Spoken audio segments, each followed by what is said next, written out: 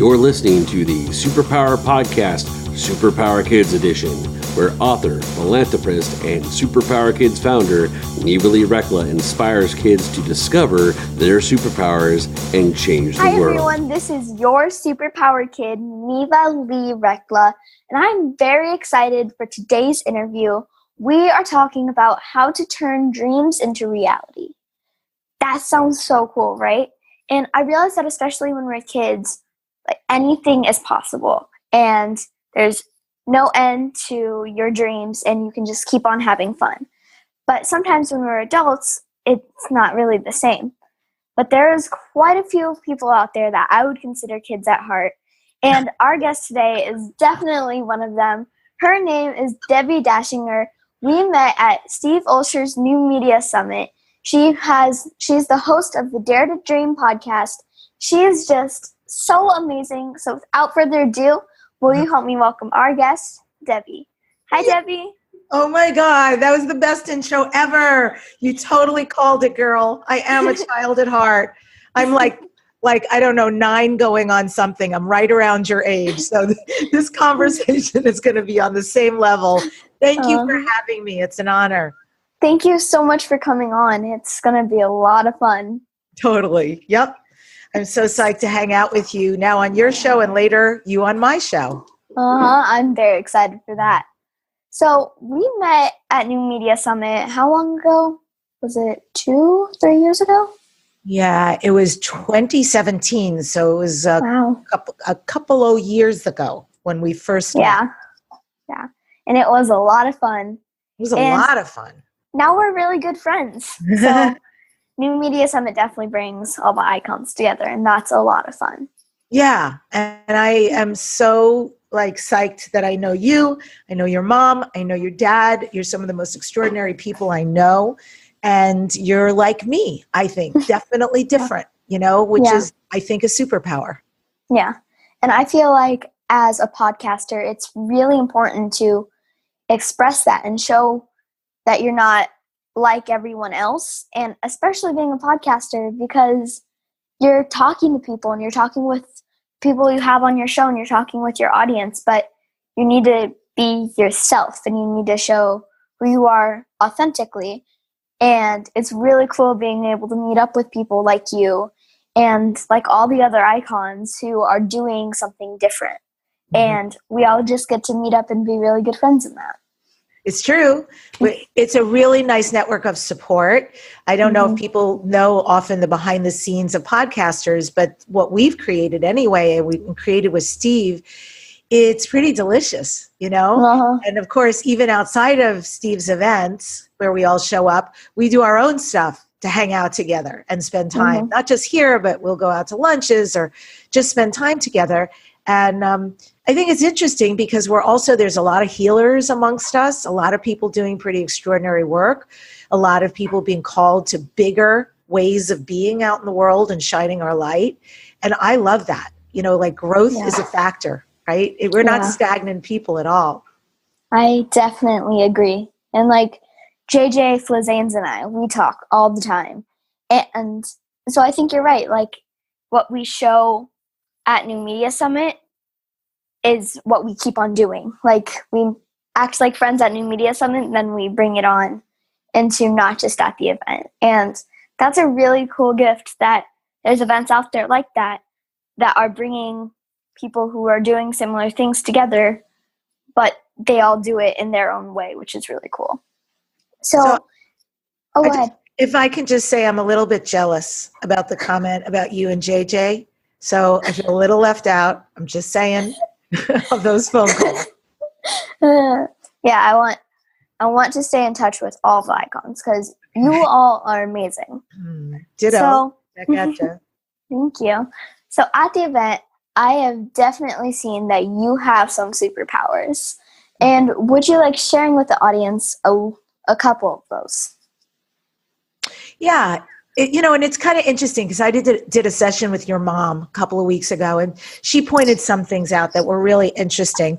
So I think I'll sort of riff on one of the ones she talked about, which is being a connector. And in fact, she said something that was so extraordinary. She took it to a place I'd never considered before. One of the things your mom, Tonya, said to me was, you come off, Debbie, as very extroverted. But the truth is you're a connector. And there's a different energy there. And I was like, wow, that's like crazy true. And I never saw it like that because I've always thought it was an introvert, extrovert, a little of both. But I do love social functions. I love people. I thrive on people. I thrive on people that I can connect with and relate with. So I would say being a connector for sure is a superpower. And I would say my heart, without a doubt, is a superpower. And then because we're going to be talking about dreams today, Neva, I want to say that making things happen, I think I'm a manifester. I think when something comes up in my space and I get really excited about it, like there's a energetic buzz, that I have a way, sometimes by taking action, and sometimes just by choosing it, that it comes into my space, and often in very magical ways. Yeah, that's really cool. Those are good superpowers. And I feel like I'm definitely similar to you. Really? And I would say I'm both extroverted and introverted because I can do both. And I have something called chameleon ability, which it wouldn't surprise me if you have it, where let's say you're with someone who's super energetic and they are just very powerful, very energetic, full of energy. You can either meet up with them or you can be the good, healthy balance. So you may be the one who's a little bit calmer and they're the one who's a little bit more louder and energetic, and then there's a healthy balance. And then the same thing with people who are more introverted. And so, especially going into business events, you have to work around people's energies. And something with chameleon ability is with other people's energies there, you sometimes pick up on other people's fear. And it may be about the silliest thing, like they're worried that, let's say they left their iron on. Then you all of a sudden are worried about that. But you don't even own an iron. And so you start worrying about these things that other people are worrying about. And going into business conferences, it is a lot of fun to work with, though. Because you can go, is this mine? No. All right. Go back to this person. Or we say return to sender. Yes, exactly. And it helps bring the energy away from you and what is yours. You get to move through and work through and then use that. And then it goes back to the other people without you taking it away from them. Because when you take away energy from people, they can't work through it. And so it comes back to them. And so it's a lot of fun having chameleon ability, but it takes like time to work on it. So I would say you have it. I find that really interesting that you're saying that. And so I'm going to address it. And then I have a question for you because exactly, I am definitely a satellite dish. I walked around most of my life not knowing that and not understanding that I was constantly receiving and allowing all of everybody else's energy in a room, on the planet, which can be pretty overwhelming. And then on, and maybe I don't know, I'm in darkness and I don't know what's going on, but I didn't realize it was not about me. So it's taken a lot of work, and I agree. Now the idea of, does this belong to me? No. Okay, I return it to sender with love and consciousness attached. Sometimes I do a physical thing. If it's really like big, I might say, not mine, not mine, not mine, and physically throw it back out and then put love around it so that it transmutes into something greater. My question to you, Neva, is do you have discernment? Because I think that's so important when you are so sensitive like we are and a satellite basically walking around, receiving. Do you have the discernment to know that is mine or 99% not mine? I would say I can. It depends on how heavy it is. And so if there's someone who's really angry and really emotional. Like, let's say someone is really angry at me for some reason, it'll come off to me as not only anger, but just really emotional. And I don't feel any emotion. And so sometimes I can't tell if that is mine or the other person's. And it also comes off in physical pain. So if someone, let's say, has a huge headache, I will get that headache. And especially with the people I am related to, like my mom, let's say she'll have a huge backache. I'll all of a sudden start having a backache, or that pain will come up in my head. And if my dad's foot hurts, like let's say his right foot hurts, my left foot will start hurting. And so I go around and I ask people, I go, does your head hurt right now? No, all right, it's mine then. And I'll ask, is this mine? All right, it is. I'm going to fix it. So it really depends. And I want to keep talking about this more, but we do have to take a quick break. So Debbie, will you tell our listeners where they can go to find out more about you? Oh, thank you so much. Yeah, with pleasure. My name, Debbi Dachinger, Debbi, D as in David, CHINGER.com, as well as DebbiD.net, which is DEBBID.net. Awesome. Definitely go check her out because she is just so amazing to talk to. So we've been talking with Debbi Dachinger about how to turn dreams into reality. We'll be right back after the break. Hello, everyone. This is Tonya Dawn Recla, Executive Director of Superpower Experts, and we want to thank each of you for making Superpower Up the #1 podcast network for personal development and spiritual growth. Because people like you have the courage to say that mindfulness, healthy living, disrupting reality, the pursuit of consciousness, responsible entrepreneurship, and radical parenting matter, we now amass over 1 million downloads monthly in more than 90 countries. Our numbers keep growing because there are far more people willing to live divergently than mass media wants to acknowledge. For you, the change makers, the light bearers, the way showers, we say thank you. If you're ready to take the next step in your evolution, go now to superpowerexperts.com and take the Superpower Quiz. And as Neva Lee Recla, our youngest podcaster, likes to remind us, remember, we all have superpowers and we can change the world. Okay, we're back and we've been talking with Debbi Dachinger about how to turn dreams into reality. So before we get back into what we were talking about, we get to do funny FaceTime, and Bubblegum is going to join us. Are you ready? Yeah. What are we going to do? Tell me. Let's think. Let's just do rapid fire. So, however funny faces we can get. You Okay. ready? I'm ready. 3, 2, 1.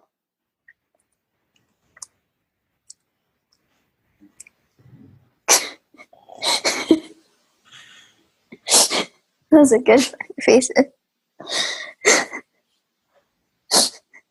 Am I doing this alone?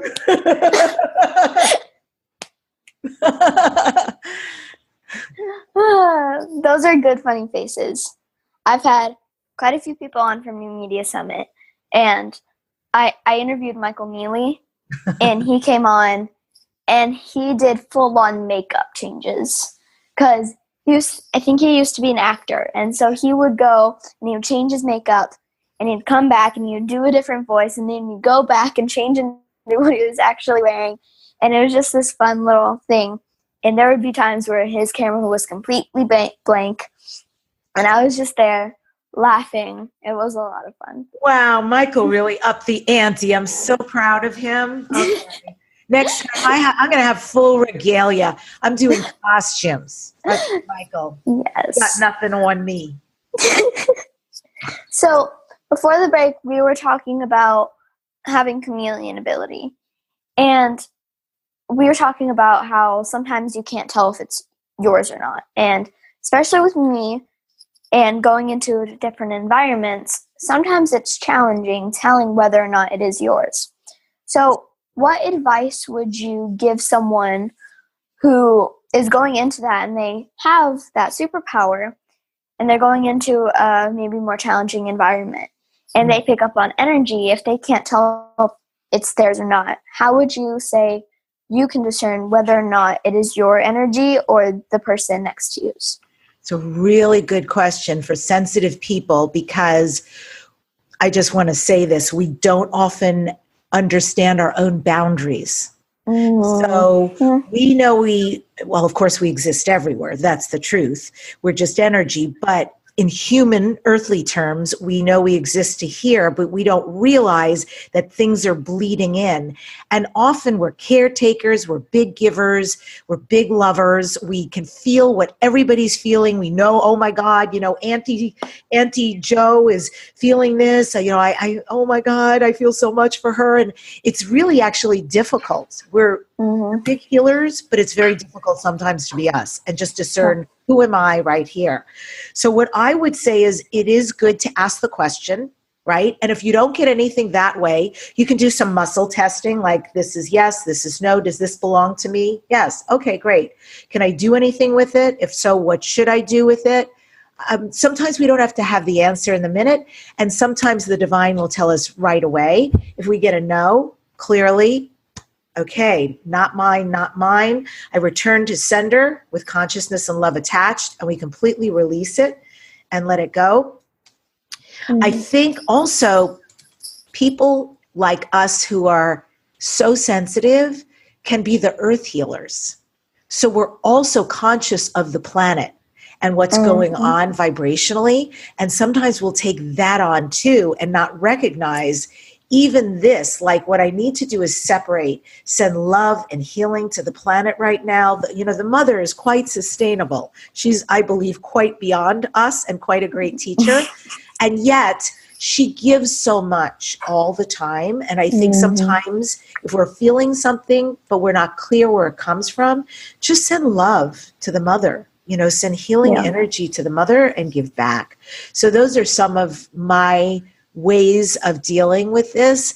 And what I can say without a doubt, Neva, is there's enormous relief on the other side of releasing this stuff, like taking the mantle off. This isn't even mine. I don't have to understand it.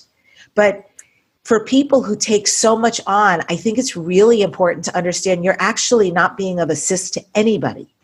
You're not helping the person who it actually belongs to. You're not even helping the group if there's like group fear or anger or whatever is going on. If it's group joy, then go ahead and enjoy it. But if it's anything that's a darkness, you're not helping anyone else because they still have to go through it. It is theirs through. And you're definitely not helping yourself because you're here to vibrate here instead of there. But just release it and move on. Yeah, I definitely agree. And sometimes, especially I notice for myself, it gets to the point where I'm just overwhelmed. And I notice that the smallest things will offset me. And so I have this little code with my parents that I'll say, I'm noticing I'm getting irritable. And I have a certain time in the night where I just don't want to talk. Don't talk to me. I need my space. And so my parents and I have established, you guys go have fun in the hot tub, go swimming, whatever you need to do. I'm going to stay inside and watch a show. And I do that. And then we all come back in and we all regroup. And it's a great way because when I notice it's coming up, I don't speak. I say I'm noticing irritation is coming. I don't want to say anything that I don't mean to say. And I say I need my space right now. And it's a great way to move energy. Just not speaking and having you time, I find. And it helps you just move energy by not doing anything for a little bit. Yeah.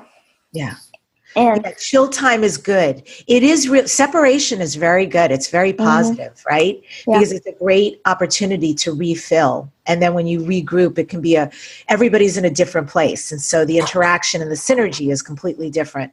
And, I'm just thinking, Neva, too, as you're saying all of this, all of these points are so salient. They're so prevalent for creating dreams because there's a lot of outside influences and energies when we create dreams. There's people who don't create them and they have a lot of skepticism. There's people who don't create them and they feel disappointment. There's people who create huge dreams that some of us look up to and feel like, oh, I compare myself and, how can I ever be like that? And none of that actually is helpful, right? And I think it's so important to actually disengage and recognize with a dream, you are given a dream because it is yours to fulfill. Now, if you don't do it, at some point, it will be given to somebody else.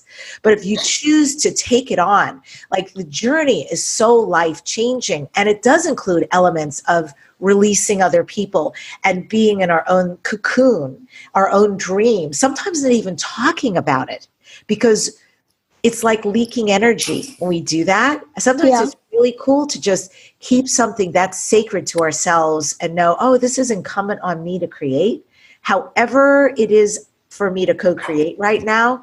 But it is really important sometimes to keep it to the vest, or not share it, or not compare, or not see what other people are doing, or not even value, frankly, not even value what other people think of our dream. And just to know it's value enough that it's here. I just got to salt and pepper it, spice it up, and make it happen. I agree. And sometimes there is a gift in sharing it. And other times, I think you're right. It's good to keep it to yourself for a little while. And so I did the opposite when I was younger. And I still kind of want to do this. From the age of let's say 6, I've wanted to create a pet hotel. And when I was way young, it was like my dream. And I wanted it to have crocodiles and non-typical animals, and I wanted it to be like a rescue area, but it would be a hotel. So these animals would be living in style. They would have the greatest experience that they had ever had. Can I ask you, what does crocodile style look like? No clue. But I was going to figure it out. And I wanted giraffes and a bunch of different animals, and I would have a floor dedicated to this type of animal, and I would have this backyard for this animal. And that was my dream. So, those big, pull apart, almost like sticky notes that are huge? Yes. Yeah, I took one of those and I got a whiteboard marker and I drew up the hotel. Wow. And I had it in my room for 2 years, and I would try to plan it out. And that was my dream. And sometimes envisioning it and seeing it happen is what can make that dream become a reality. And sometimes it may not come a reality. As for right now, I don't have a pet hotel. But as for right now, I don't need a pet hotel in my life. And so it may never happen.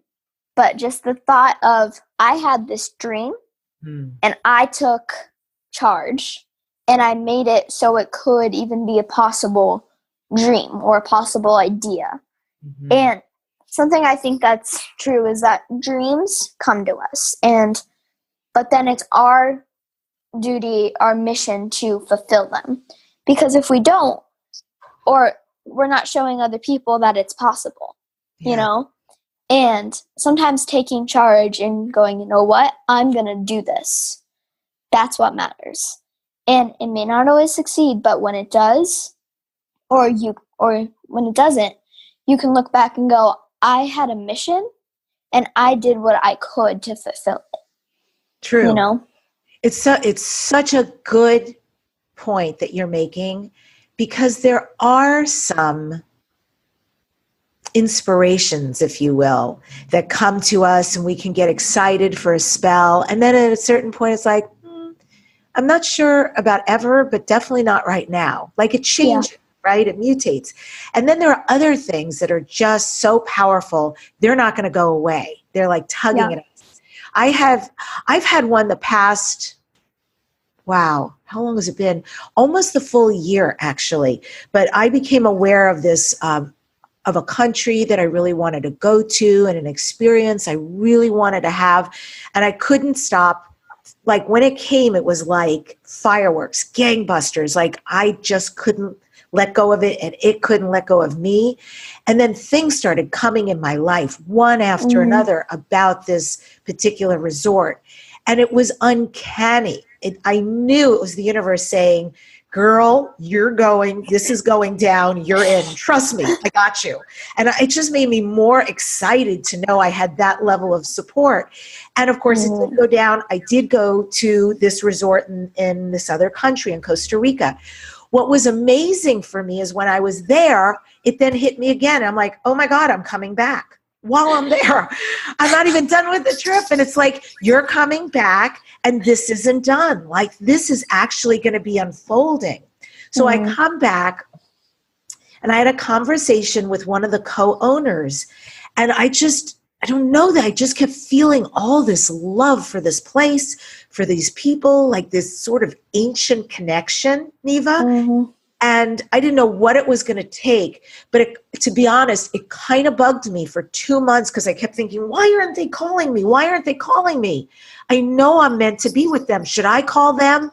And I would have to calm myself down, just let it go, because it was so big. And the gal reached out. She and her assistant reached out and said, you know what? We felt so strongly about you. We want to hire you and have you come out and teach us for a day. And I'm like, the door is opening. The door is opening. And she said, and we want to send you back to this resort. I'm like, oh my God, it just went down. Exactly what I knew, what I felt, it's going down. And here's the thing, Neva, between you and me and the dragon, I know it's not done. I'm telling you a big secret, and I normally wouldn't share this because it's such an internal, excited process with a dream, but I am really clear I have more to do with these people, and I don't know what it looks like. So this is a different dream that doesn't have a vision. It just has a feeling attached to it. I'm connected to these people. I'm connected to this land. I'm connected to this process. And I know we're going to do more. I don't know yet what it looks like. I don't know if I'm going to be working with them, for them. They're going to keep hiring me. I don't know. But I just know, I know it's going to happen. So I'm already in the unfoldment of that. I'm in the lack of attachment, because I don't know what I don't know. I'm in the excitement, and I'm in a lot of gratitude, that this is becoming what it is. And it really feels like part of my very spiritual healing priestess, shaman, whatever journey. And I'm just showing up as a hell yes. Yeah. I think that's really powerful. And that shows that dreams are definitely made to come true. And I've had this dream for a while. I want a pet pig. Oh. And pet pigs. They're supposed to be so smart and cool. I know. And I really want one. Yeah. And my book is called When Pigs Fly. And my parents and I made the agreement, this is in my book, that if I can make $1 million, I can buy whatever pet I want, as long as it's in reasonable thinking. I can't go and get myself a giraffe, because that's not reasonable. But if I could get pig or a monkey, or if I wanted another dog, or those hyperallergenic cats, I could get myself one. And so I've had this goal for a couple of years now. I can't think back to when it really started, about a pig. And I want to name him Hamlet Chicharrones Recla. I have a stuffed animal in my room that is named Hamlet Chicharrones Recla, and it is a pig. And so I have this goal, and I'm trying to fulfill it. And I'm noticing that there'll be these little sparks of, oh, I'll meet this person who knows about pigs. Or, oh, here's this website that happens to sell pigs. And, oh, my parents happen to have a business that does due diligence, and they can look into it for me. And so these little sparks keep on coming. And sometimes the thing with dreams is that it may not always come. You may have this idea, but then the way to fulfill it may not always come to you. It may be a year or so before you can even get clarity.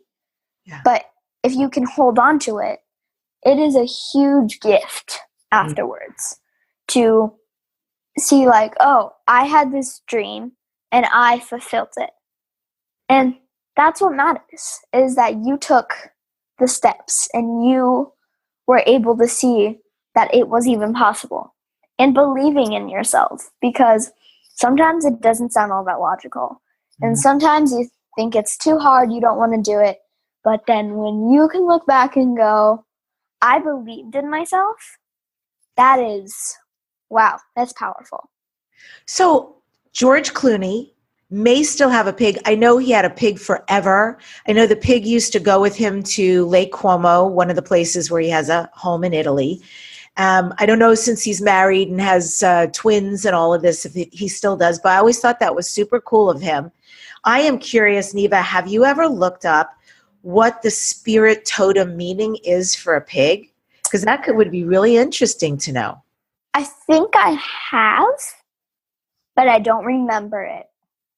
And there's something about a pig that has it's stuck with me. And I don't know why. And I like bacon. I don't know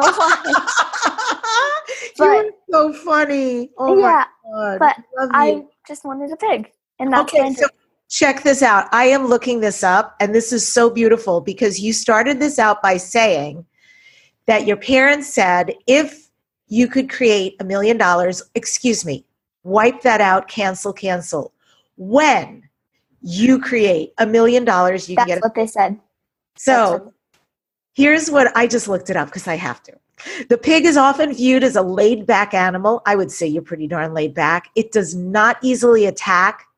It's not easily angered, but it chooses to enjoy life. It symbolizes prosperity, wealth, and abundance. Having a fattened pig is a bringer of good luck for many reasons. So look at you. And you know, sometimes they have pigs that have wings. Yeah. For my birthday, my sister found this little glass pig, and it's very cute and tiny, but it's like a good luck charm. And it's in my room, and it's on like this wooden piano I have. And it's my little good luck charm. And until I get a pig, that is my good luck charm. And because she knows that my dream is to have a pet pig. And so it's kind of a cool little gift I have, because to be honest, if my spirit animal wasn't a butterfly, it would be a pig, because that sounds like me. So I have a dream too about money right now. And I love that you're sharing about money. Thankfully, I don't need $1 million to do it, but hey, money is energy, so we can do whatever. I have a dream because there is a school I want to go to in another country. It's in Chile, and it's taught by a shaman. And I've been looking at it. So let me go back a minute, because this just came up.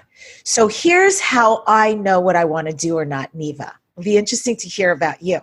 So if I look into, let's say, 10 different schools, what will happen is I'll read information or I'll look at it online, and this happens. Total flat line. Nothing. I'm like Teflon. It's just bouncing off of me. I feel nothing. Meh. But I'll look at that one school, or could be anything about a dream, but in this case it's a school, and like, bam, like I said, the fireworks. It's like, oh my God, I get so excited. I light up. I don't even have to read the words. I just know it's like, I need to do this. I want to do this. It's like, this is mine to do. This is mine, right? So I'm sort of in that place right now where something's come into my space. I got that feeling where I've not had that feeling before. I did due diligence. I had a phone conversation with somebody yesterday, and again, she's actually trying to slow my train down. Take your time. Maybe you want to do this in a few years and like pay as you go, so you're ready to go in a few years. And inside of me is like, oh, heck no. I don't want to wait. I feel so excited. I got to do this. So it is about money. And so here's what I'm doing. Universe, I'm on board. I know you brought this to me. I know I'm excited because you're excited too. I know this is our next right and light step. So let's boogie. Let's create. Let's bring that money. Bring her 1 million. I would say bring me what I need, but heck, bring me the 1 million too. I'll spend it on the trip. I'll fly Neva out. We'll have a blast together. I'll fly Tanya and Justin out too. What the heck? We'll have a big party, and we'll do it after Burning Man. So we'll really have a good time. Bring us the money. Yeah, and that's the power in asking. Like, if you ask the universe, it will give you what you need. And sometimes we're a little bit selfish and we ask for things that our ego wants. But when we can fully say, this is my dream, this is my passion, she'll see. And the universe will give you what you need, and it will show you the way. And it is so powerful that if it takes putting a freaking sign in your face and showing you this is the way, it will happen. And so here's another one of my dreams, and then we got to wrap up. So a couple of my friends and I go to CEO Space. That's where I started my business, talk about it all the time, and I'm a part of the teen group. And there's these two teens and I who have talked about starting like a CEO Space and like a new media summit for kids and teens. And we talked about, we've made phone calls and stuff, and we talked about it would be at a hotel, it would be in a really pretty area. We would teach people how to face their fears and how to follow their hearts and how to dream. And it would teach them not only business, but actually business. Because when you take a step away from fear and you are able to see the amazingness, is that even a word? The amazingness that is a dream, that it is powerful, and you can inspire a bunch of people. And we talked about, we would take people on a bunch of different like excursions. We would go and we would go skydiving, and we would like eat fire, and we would do all this stuff that people are afraid of to show them that it's silly and show them that it, like, fear is just trying to stop you from doing what you love.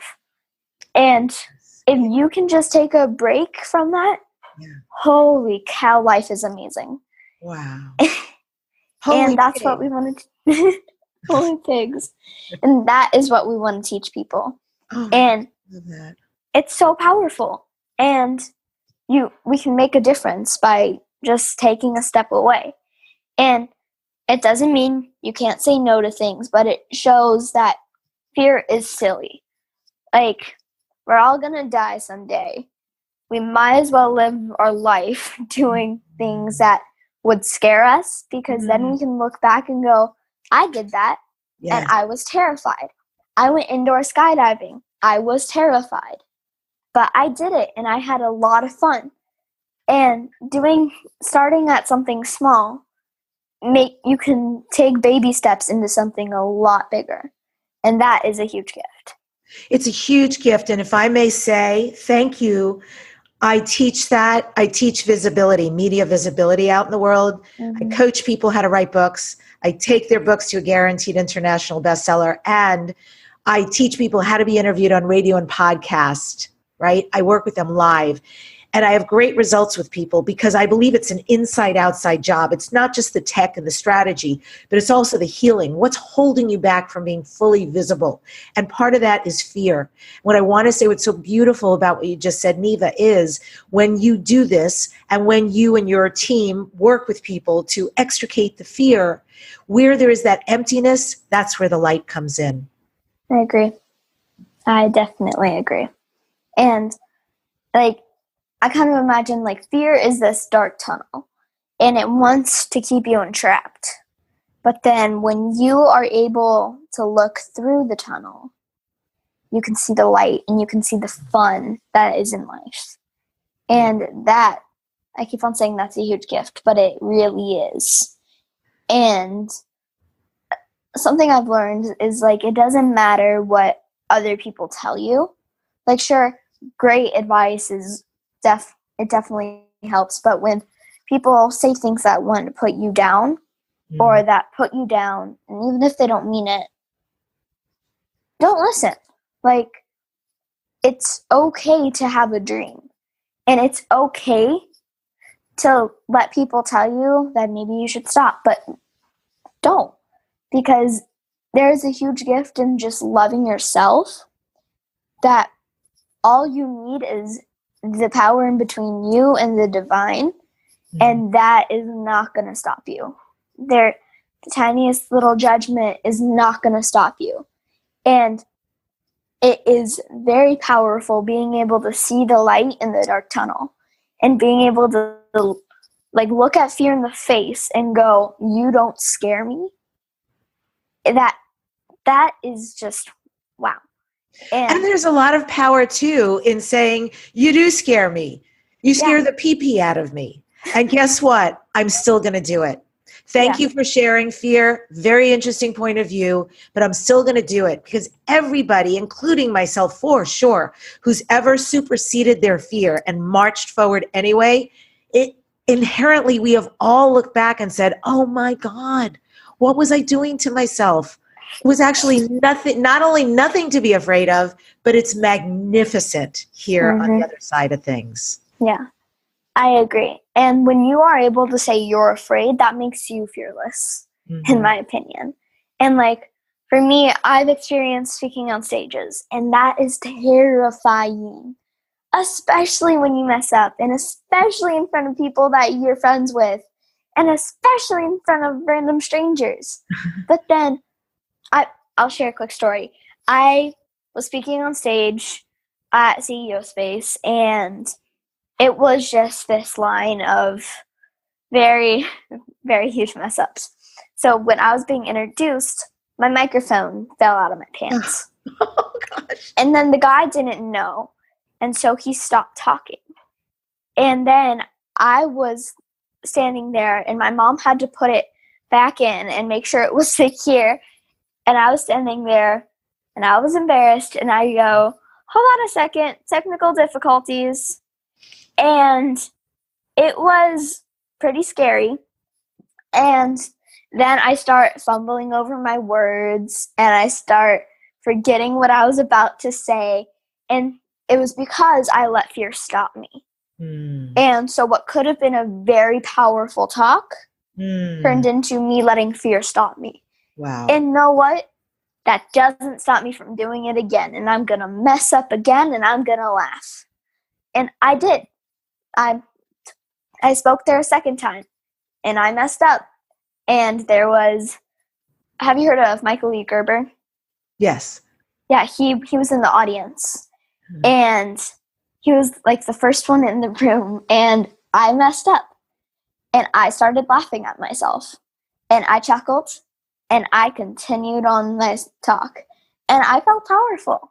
Being able to laugh at yourself and being able to go, you know what, I messed up, that's powerful. And that takes courage. But when you can, oh my goodness, it's fun. You know? Keep getting back up. So do you have any last advice before we close out the interview? Yeah, I mean, I love the vibe of everything we said here today, Neva. I really love spending time with you more than you know. And I do think to allow ourselves to dream big, to move forward big, to choose to believe that anything and everything is possible, to know that if you're given it, you are given the power to make it come true. All of this, if you will just make those your mantras and show up anyway, whether you're afraid, whether you're concerned, doesn't matter. Courage means to do things in spite of fear, so do it. Yeah, I agree. Debbie, thank you so much for coming on the show. We talked about some very powerful things today. Can you remind our listeners where they can go to find out more about you? Thank you, Neva. Yes. DebbiDachinger.com. It's DEBBI, D as in David, ACHINGER.com. And you'll want to go there. Also, I'm on Spreaker. I'm on YouTube.com/Debbi Dachinger. In fact, I'm going to urge you to go to YouTube.com/Debbi Dachinger because I have the most gorgeous creature coming on my show next. Neva Lee Recla. So you'll want to see her on my show. We're going to talk about some great stuff. And then also DebbiD.net. It's DEBBID.net. Thank you, Awesome. Neva. Thank you so much again, Debbie. You are so amazing, and I'm very excited to be coming on your show. She is just, wow, so inspirational, and I could keep talking with you all day. We've been talking with Debbi Dachinger about how to turn dreams into reality. So remember that we all have superpowers, and we can change the world by following our hearts. Bye. Thanks for listening to the Superpower Up podcast, Superpower Kids Edition. Go now to superpowerkids.com and discover your superpowers today.